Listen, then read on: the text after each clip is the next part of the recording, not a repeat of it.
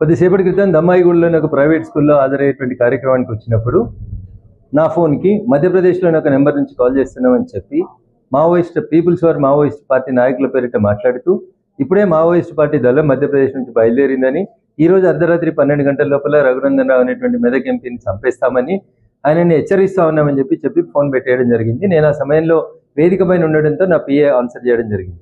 కొద్దిసేపటి క్రితం ఇప్పుడు మీ అందరితో మాట్లాడుతున్నప్పుడు మళ్ళీ అదే నెంబర్ నుంచి రెండోసారి కాల్ రావడం జరిగింది. ఈ రోజు అర్ధరాత్రి 12 గంటలకే డెడ్ లైన్ అని చెప్తూ జాగ్రత్తగా ఉండమను, మేము వస్తా ఉన్నాం, బయలుదేరినామని చెప్పి మళ్ళీ అదే నెంబర్ నుంచి సెకండ్ టైం రిపీటెడ్ కాల్ రావడం జరిగింది.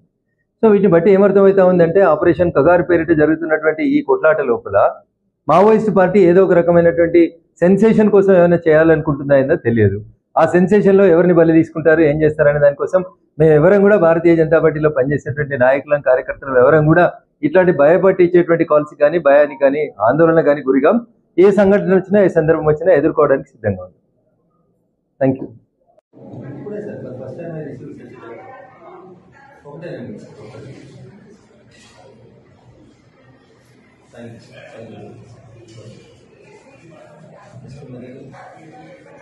Moment restrict